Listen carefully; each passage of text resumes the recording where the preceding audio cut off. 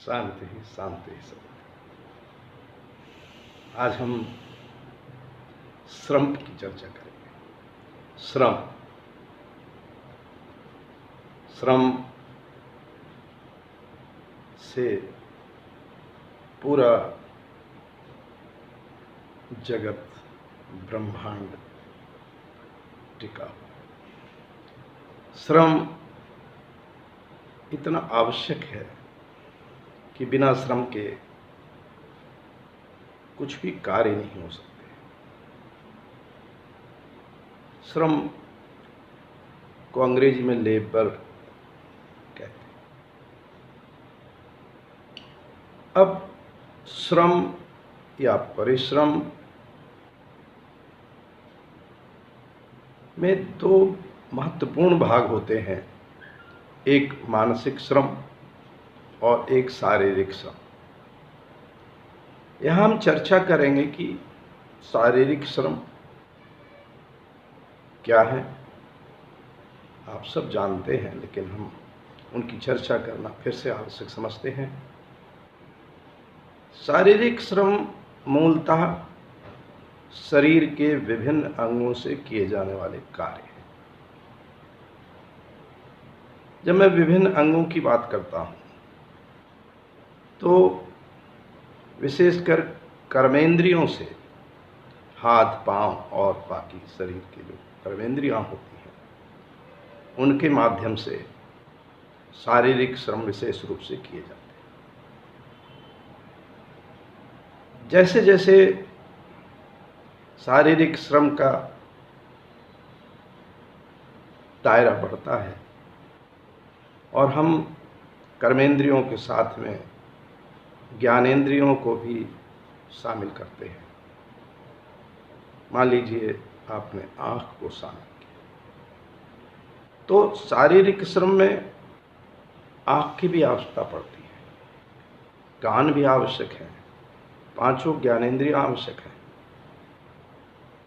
लेकिन आपने देखा होगा हाथ की ज़्यादा आवश्यकता होती है। हाथ चालू, काम चालू, फिर आँख सेकेंडरी हो जाती है। यानी कि प्राइमरी कर्मेंद्रियां हैं, सेकेंडरी ज्ञानेंद्रियां हैं। क्योंकि ज्ञानेंद्रियां आपको मानसिक श्रम की ओर ले जाती हैं।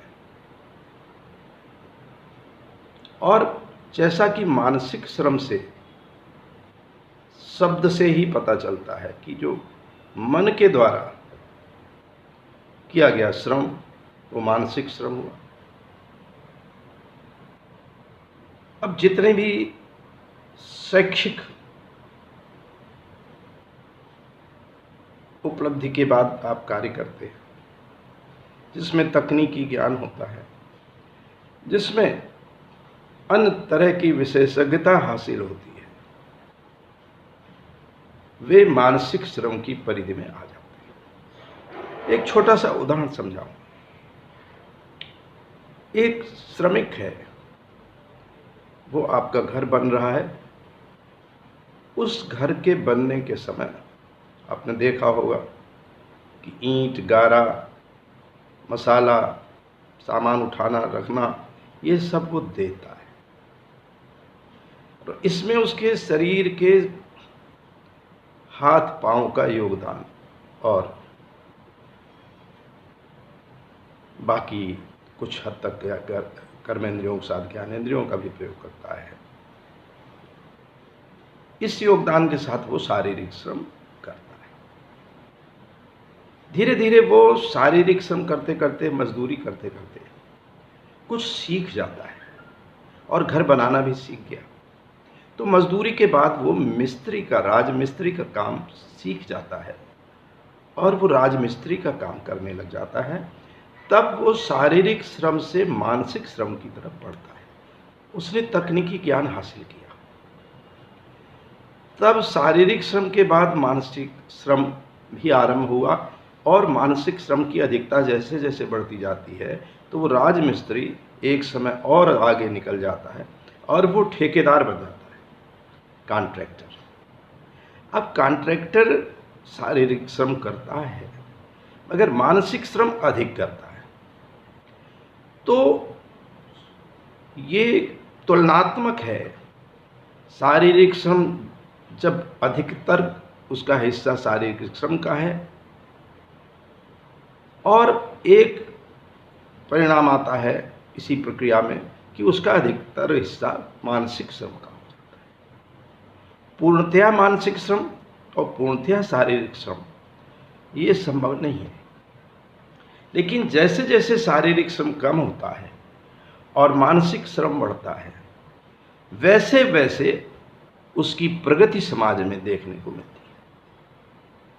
कई भारत में ग्रंथ हैं जहाँ वर्गीकरण हुए थे कि जो शारीरिक श्रम करें, जो सेवा कार्य करें, वो सबसे निम्न पायदान पर है, और जो शैक्षिक कार्य करें वो सबसे उच्च पायदान पर है। उसके बीच वाले कार्य करें वो मध्यम पायदान पर। तो दुनिया भी इस तरह से देखती है कि मानसिक श्रम करने वाला तो संसद में, पार्लियामेंट में पहुंच जाता है, वो IAS, PCS, collector, IPS, engineer, doctor, ये सब जो पहुंचते हैं वो शारीरिक श्रम का अंश कम होता है, मानसिक श्रम का अंश बहुत अधिक होता है।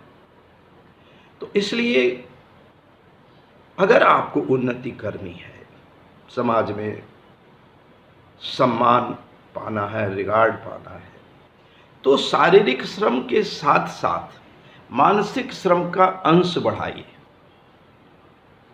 अपने परिवार में, अपने वर्ग में, अपने समाज में जो मानसिक श्रम करने वाले लोग हैं उनको आगे बढ़ाइए। और मानसिक श्रम करने से संपूर्ण देश भी आगे कैसे बढ़ते हैं, क्योंकि वो विज्ञान में उन्नति करते हैं, वो अर्थशास्त्र में उन्नति करते हैं, वो राजनीति शास्त्र में उन्नति करते हैं, वो विभिन्न विषयों में जो शैक्षिक विषय होते हैं उनमें उन्नति करते हैं। यहाँ तक जो कृषि, जहाँ शारीरिक श्रम बहुत अधिक होता है, वहाँ भी तकनीक कौन देता है? जो मानसिक श्रम करने वाले। तरह तरह के जो उत्पादन के लिए आपको बीज मिलते हैं, खादें मिलती हैं, वो उन लोगों ने बनाई जो मानसिक श्रम करते थे। तो इसलिए बिना ये सोचे कि नहीं शारीरिक श्रम करने वाला श्रेष्ठ है, इस बात को अब आपको पुनः चिंतन करना पड़ेगा कि जिद अच्छी नहीं होती है। आप जिद करें कि नहीं शारीरिक श्रम ही करने वाला श्रेष्ठ है, मजदूरों एक हो जाओ, सब नारे हैं। और अच्छी बात यह है कि शारीरिक श्रम करने वाले को सम्मान दीजिए, वो भी एक सहारा है, आधार है समाज का। लेकिन उसको हम दिग्भ्रमित करें और उसको भी ये कहें कि नहीं शारीरिक श्रम ही श्रेष्ठ है और शारीरिक श्रम करो, और हम स्वयं मानसिक श्रम करें। तभी किसी ने कहा उत्तम खेती मध्यम बान, निषिद्ध चाकरी भीख निदान। अब उत्तम खेती तो कह रहे थे वो, मगर जिन कवियों ने ये लिखा था उन कवियों ने कभी खुद खेती नहीं की। खेती करना शारीरिक श्रम था, उन्होंने नहीं किया। कहा जरूर उत्तम खेती मध्यम बान, निषिद्ध चाकरी। और चाकरी, ये जो कर्मचारी हैं, चाहे सरकारी हों, चाहे कंपनियों के हों, प्राइवेट हों, ये सब चाकरी है, उसको तीसरे नंबर पर कहा। मगर सम्मान देखिए समाज में, इन कर्मचारियों अधिकारियों का जितना सम्मान है और जितने सुख सुविधाएं ये उठाते हैं समाज में, उतना तो किसान कल्पना के बाहर है। अब भीख निदान, भीख दान ही एक तरह का भीख है। भिक्षाटन के लिए लोग निकल पड़े, दान लेने निकल पड़े। तो दान और भीख एक तरह का पर्यायवाची हो जाता है। पूरी तरह से नहीं होता है कि भीख ही दान है, दान ही भीख है, ऐसा नहीं है, लेकिन मिलते जुलते चीज़ है। लेना है, भीख में भी लेते हैं, दान में भी लेते हैं, और दान में देते हैं वो यहाँ जो इस कविता में कहा गया है, वो भीख में वो दान लेने वाला ही जैसी प्रक्रिया के लिए कहा गया है, भीख कहा गया है। मगर जितने भी विभिन्न धर्मों के सन्यासी होकर के, भिक्षु होकर के वो भिक्षाटन पर निकलते हैं, या वैसे भी जो तमाम समाजों में भिक्षाटन की स्थितियां सुनने को मिलती हैं, तो उसको बुरा नहीं मानते हैं। भिक्षा से जो ग्रहण करते हैं अन्न, उसको बुरा नहीं मानते हैं। उसके तमाम गुण हैं, कभी बात करेंगे। लेकिन शारीरिक श्रम के साथ मानसिक श्रम के अंश को बढ़ाइए, और सेवा कर्म के साथ मस्तिष्क के कर्म, शैक्षिक कर्म और जितने भी मानसिक कर्म हैं वो सब करिए, ताकि आपका व्यक्तित्व समन्वय का व्यक्तित्व हो, एकांगी न रह जाए। आप पुरुषार्थ में सब कुछ करें। मानसिक श्रम जब आप बढ़ाएंगे तो मानव होने का आपको सुख मिलेगा।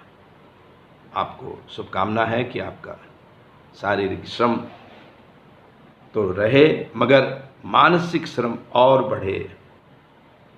पुनः पुनः शुभकामना। एवमस्तु।